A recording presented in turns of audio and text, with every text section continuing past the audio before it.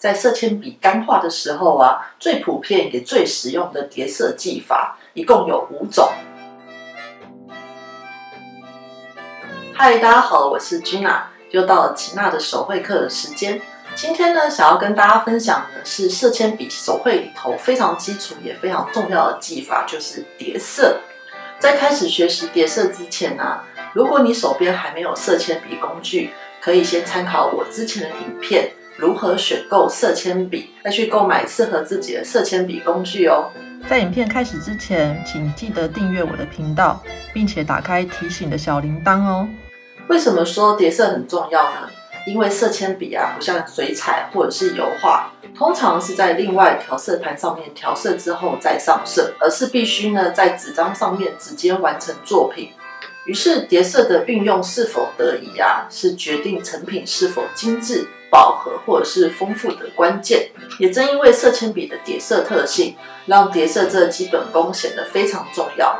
你想想，如果你连基本功都还不熟悉，那么从简单的静物练习，到后续更复杂、精致的人物肖像啊，甚至到建筑风景，一定都会让你感到越画越挫败。就跟盖房子一样，将地基打好以后，不管是画更进阶或者是困难的题材，都难不倒你。所以在一开始画色铅笔的时候，我通常会要求学生，除了在上课的时候啊，努力练习我每堂课安排的题材，回家后也不要忘记做到最基本的叠色练习啊，日后才会越画越顺手哦。虽然很少人真的做到啦。这里分享一下，吉娜手绘课啊，除了 YouTube 线上课程，也有实体课程的招生，欢迎想要面对面教学，并且有心学习色铅笔手绘的大家参与。报名详情呢，请见影片的最后，或者是直接搜寻粉专吉娜吉普赛，询问课程的细节哦。色铅笔啊，除了画的疗愈与开心，最有趣的地方呢，在于只要透过混色，便能创作出无限的颜色可能性。若你使用的是水性色铅笔呢，配合清水融合，即可做出晕开渲染的呈现。即使使用同一种颜色，都可以发挥出不同的效果。不过呢，水性色铅笔加水运用的技法，我之后会再拍摄一集影片特别说明。这一集还是以色铅笔干化为主哦。那以下呢，先分享几种在色铅笔干化的时候啊，最普遍也最实用的叠色技法，一共有5种。第一种技法呢，就是平涂，这大概是最常用的色铅笔技法了，是用在任何的题材上面。除了用在大面积的打底之外啊，也会用在局部的细节处理。画画之前呢，请先将笔尖削尖，握笔时稍微倾斜角度，手握距离笔头较远之处，用均匀且轻巧的力道逐一上色。请记得哦，当你画得越轻薄，你之后能够叠色就能叠得更多层，就能让色彩发挥到最大的丰富性哦。这种方法呢，除了可以画出朦胧较无笔触的效果，也能较显出纸张的纹理。这里要提出一个蛮多初学者会出现的问题，很多人看到我之前的画画示范啊，以为叠色就是握着色铅笔上下来回的上色，但反而在头尾的时候都会留下很多像圈圈的笔触。但其实我画画的时候是上到下一根画完之后，会稍微提高笔头再画下一根，只是因为动笔动得很快，看起来像是上下来回罢了。但我这里要强调一点，画画有笔触不是缺点，我个人甚至喜欢有笔触的画风。如果你的笔触呢是整齐，甚至带点风格，那就不是缺点，反而就是你的个人特色哦。但如果笔触凌乱啊，而破坏视觉呈现，然后也达不到你想要的饱和效果，那就需要稍微调整一下画画的习惯哦。第二种呢是厚涂，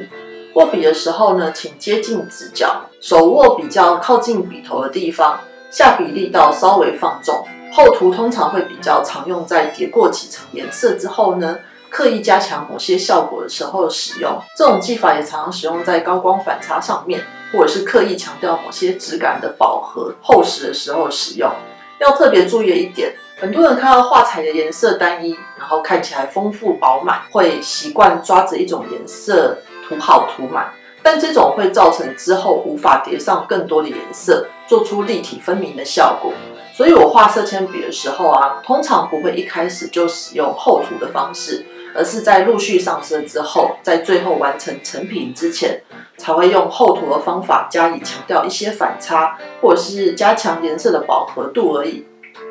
那第3种呢是深浅渐层。作画的时候，请将笔尖削尖，请记得色铅笔的构成是用一根根的笔触所产生的，所以请勤加练习如何将一根根的笔触仔细排列整齐，并且完成不同形状的框面练习。你会发现排列整齐的笔触将会减少很多画面的留白处，也请尝试运用不同笔触的紧密度及力道的控制与差异，并从中观察有什么变化。你将会在日后练习里面更清楚如何运用与发挥哦。通常在画渐层的时候，我通常是由深画到浅，这样子比较好控制力道。如果作画的过程渐层不够自然，那么你可以从头再多画几次，让渐层的色阶更加自然流畅。我个人觉得呢，画画技巧就是骗过眼睛的障眼法。你如何用画笔去说服自己跟别人的眼睛所看见的就是你画下来的，是我们学画画的人一直都在学习跟揣摩的功课。那通常浅色具有透明感，深色具有覆盖力，是你想要的效果而加以运用与发挥。通过浅色与深色的相互叠色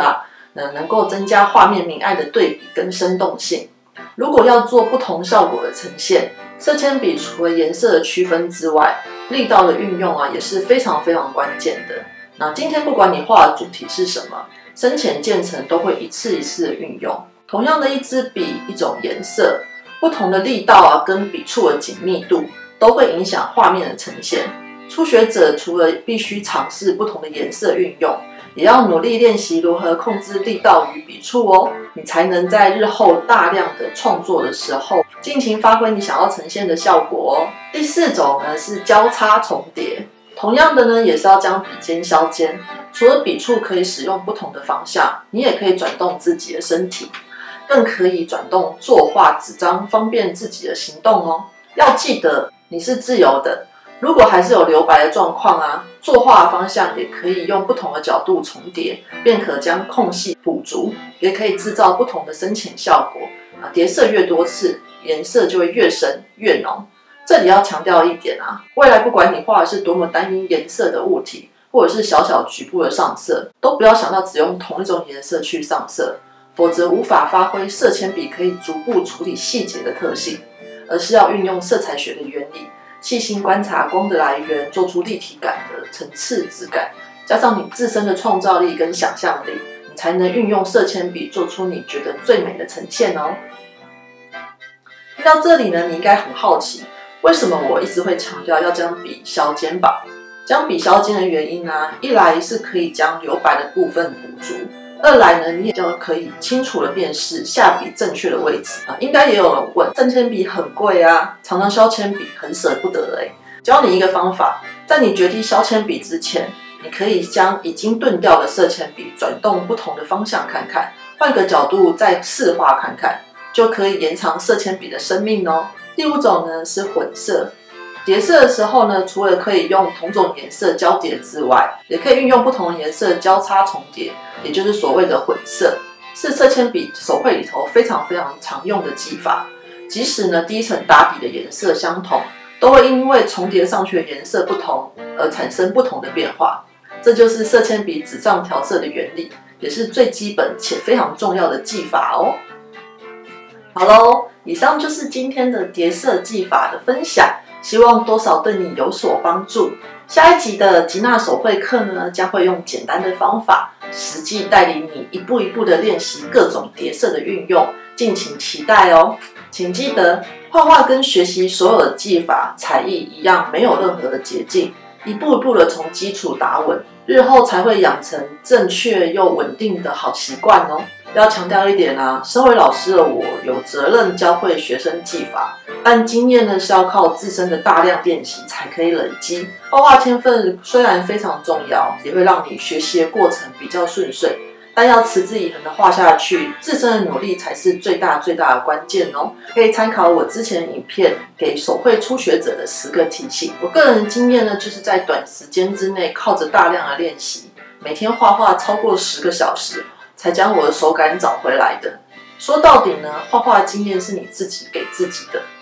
如果对于影片的内容呢，或者是色铅笔技法有任何的问题，也在影片留言处留言，我会尽可能的协助你。然后呢，还是要广告一下，对我的手绘课有兴趣啊，也想了解实体课程的朋友，请记得报名我的吉娜的手绘课实体课程。最新课程呢是植物花草手绘课，是从零基础开始教起，只要你会拿笔啊，就可以报名哦。详情请见了影片的资讯栏，或者是直接到我的粉专私讯我。我将与你分享我的课程连结与报名资讯哦。我要强调一点的是，初学者一定对于起步感到有点棘手跟困难，但无论你现阶段的程度如何，能够享受画画的过程是最可贵的。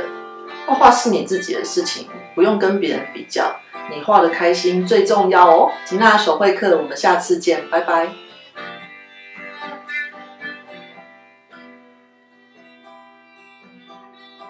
请记得订阅我的频道吉娜吉普赛，并打开提醒小铃铛。你的订阅支持将是我持续制作影片的最大动力哦。